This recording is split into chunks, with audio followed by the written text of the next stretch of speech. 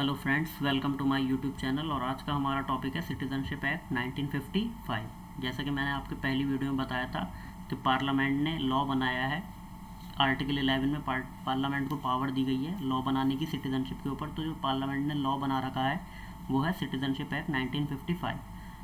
आज के टाइम पर सिटीजनशिप जो मिलती है वो इसी कानून के हिसाब से मिलती है। इसमें 5 तरीके हैं सिटीजनशिप को लेने के। पहला है बाय बर्थ। बाय बर्थ मतलब जो यहाँ पर पैदा हुआ है उसको सिटीजनशिप मिल जाएगी, बट इसमें कुछ डेट्स का हिसाब है। अभी हमें थोड़ा सा इसको ऐसे ही ऊपर से मैं एक ओवरव्यू दे रहा हूँ। बाद में जब कभी मैं इस पर पूरी वीडियो बनाऊँगा तो मैं आपको इसको डेट वाइज एक्सप्लेन कर दूँगा।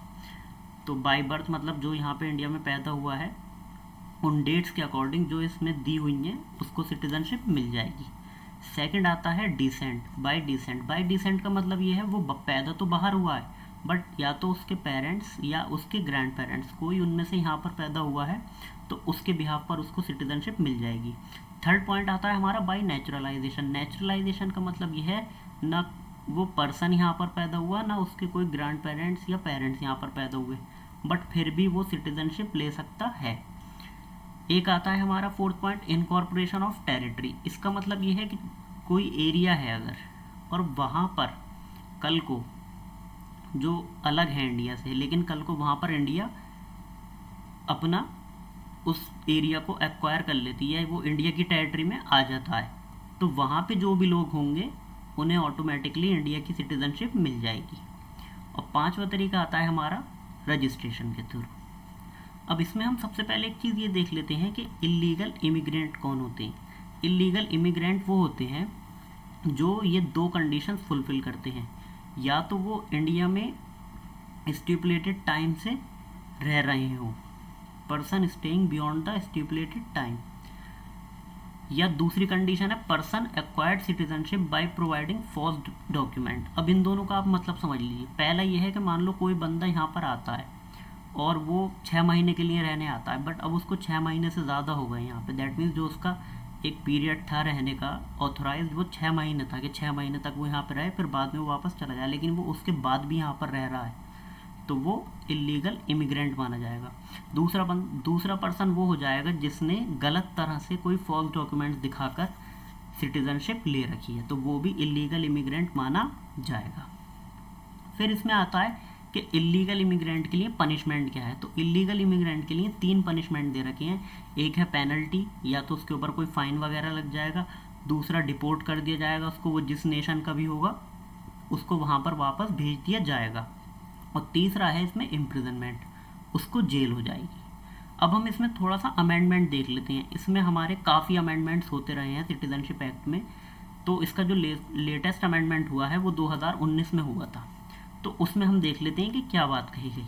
तो उस अमेंडमेंट में ये हुआ कि एनी पर्सन, मैं आपको बताता हूँ, who came to India on or before 31 December 2014, मतलब कोई भी पर्सन जो इंडिया में 31 दिसंबर 2014 से पहले या 31 दिसंबर 2014 को आया है, और वो कौन कौन से रिलीजन से बिलोंग करता है, हिंदू, जैन, सिख, बुद्ध, पारसी या क्रिश्चियन, और वो कौन से देशों से आया है, या तो वो पाकिस्तान से आया है या बांग्लादेश से आया है या फिर अफगानिस्तान से आया है, तो उस पर्सन को इलीगल इमिग्रेंट नहीं माना जाएगा।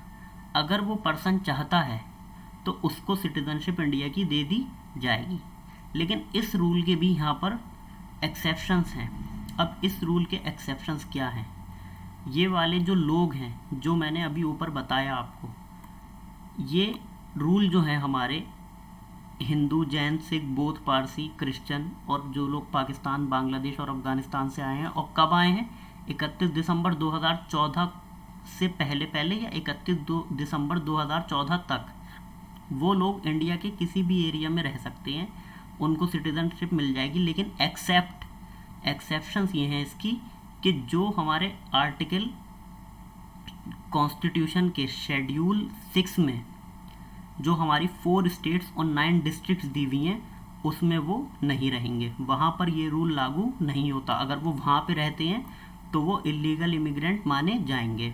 और दूसरा जो ये रूल है हमारा, इनर लाइन परमिट एरियाज होते हैं कुछ, वो मैं आपको अभी आगे बता दूंगा।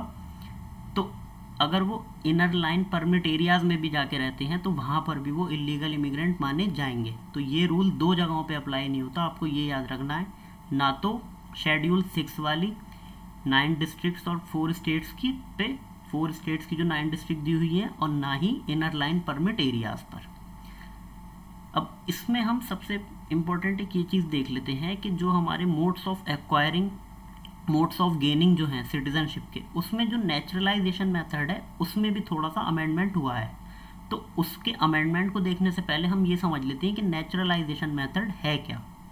तो नेचुरलाइजेशन मेथड के थ्रू जो आपको सिटीजनशिप मिलती थी, तो उसका ये प्रोसेस है कि आपका गुड कैरेक्टर होना चाहिए।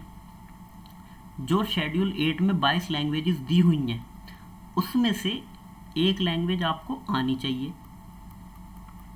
Must have faith in constitution of India, Indian constitution में फेथ होना चाहिए। और इसका जो 4th पॉइंट है ये थोड़ा सा समझने का है।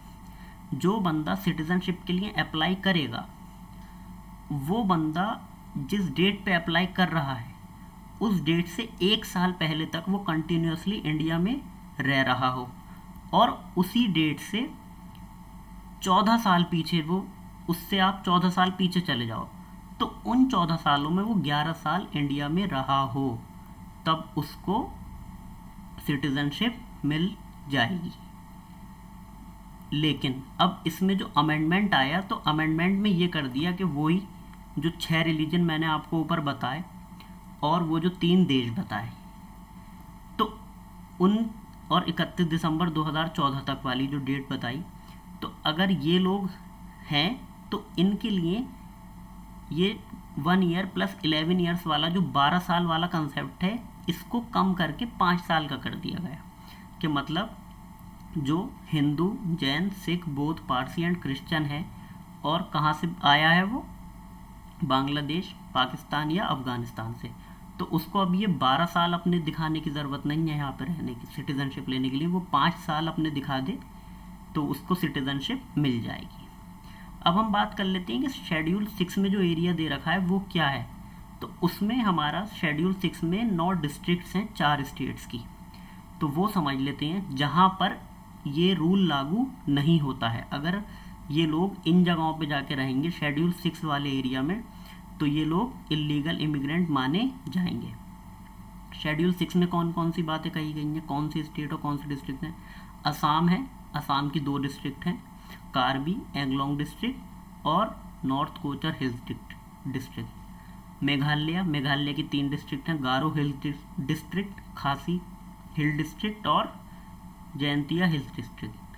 त्रिपुरा की 1 डिस्ट्रिक्ट है, त्रिपुरा ट्राइबल एरिया, और मिजोरम की 3 हैं, चकमा डिस्ट्रिक्ट, ले डिस्ट्रिक्ट और मारा डिस्ट्रिक्ट। अब इनर लाइन परमिट एरिया को जान लेते हैं। इनर लाइन परमिट एरिया हमारा वो एरिया है, इंडिया में कुछ स्टेट्स ऐसी हैं जहाँ पे आप इंडिया के सिटीजन्स को भी जाने के लिए परमिशन लेनी पड़ती है इस एक्ट के according. Bengal eastern frontier regulation act 1873 के अकॉर्डिंग। तो ये 4 स्टेट कौन सी हैं, अरुणाचल प्रदेश, मिजोरम, मणिपुर और नागालैंड। अगर इनर लाइन परमिट एरिया या शेड्यूल 6 वाली स्टेट्स में जो हमारा ये मैंने आपको अमेंडमेंट वाला बताया 2019 का, तो ये अमेंडमेंट इन पे लागू नहीं होता है। अगर कोई इन स्टेट्स में जाके रहता है जो उन्हीं 6 रिलीजन से बिलोंग करता है, 31 दिसंबर 2014 से पहले आया है या उस डेट पे आया है 31 दिसंबर 2014 को, या वो उन 3 कंट्रीज से आया है, कौन कौन सी, पाकिस्तान, बांग्लादेश, अफगानिस्तान। अगर वो इन जगहों पे आके रहता है तो वो इलीगल इमिग्रेंट माना जाएगा, क्योंकि ये रूल इन जगहों पर इनर लाइन परमिट एरिया और शेड्यूल 6 वाली स्टेट्स पर नहीं लगता। बाकी होल ऑफ द इंडिया ये रूल एप्लीकेबल है एक्सेप्ट दीज 2 प्लेसेस। और इसके बाद हम ये देख लेते हैं कि इसमें लॉस ऑफ सिटीजनशिप कैसे होता है। मतलब सिटीजनशिप एक्ट 1955 में कोई अपनी सिटीजनशिप खोता कैसे है, गंवाता कैसे है नागरिकता को अपनी।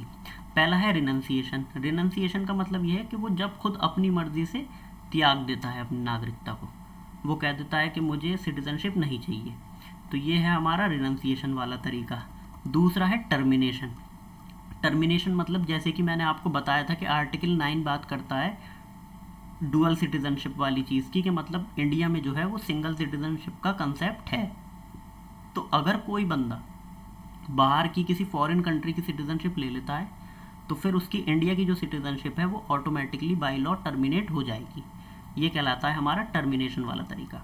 तीसरा आता है डेप्रिवेशन। ये थोड़ा सा समझने का है।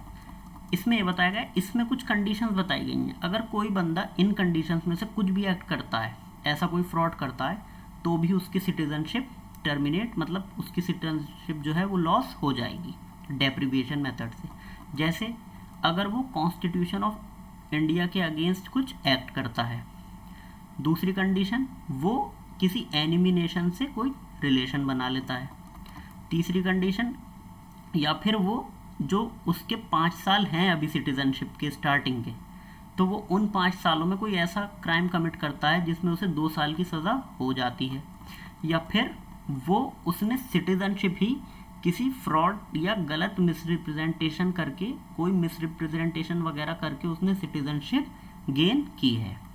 तो इन 3 तरीकों से, पहला क्या बताया मैंने आपको, रिनंसिएशन, दूसरा टर्मिनेशन, और ये तीसरा डेप्रिवेशन। इन 3 तरीकों से सिटीजनशिप जो है वो लॉस हो जाएगी उसकी। सो आई होप आपको ये वीडियो पसंद आई होगी। अभी के लिए इस पे इतना समझने के लिए काफ़ी है, क्योंकि अभी हम कॉन्स्टिट्यूशन की तैयारी कर रहे हैं। बाद में फिर कभी मैं इस पे पूरी ओवरऑल सेक्शंस वाइज वीडियो इस पे आपको बना दूंगा। तो आई होप आपको ये वीडियो अच्छी लगी होगी। और अब जो मेरी नेक्स्ट वीडियो आएगी वो फंडामेंटल राइट्स के ऊपर आएगी। So thank you. और आपको इसके नोट्स जो हैं वो मेरे